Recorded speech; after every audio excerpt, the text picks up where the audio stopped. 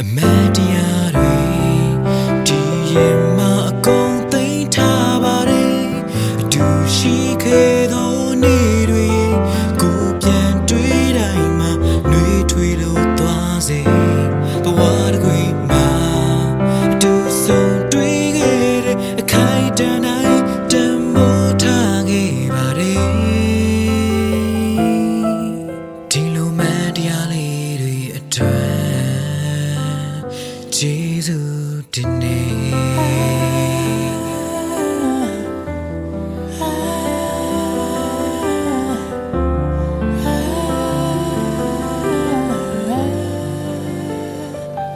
အပြုံးများကို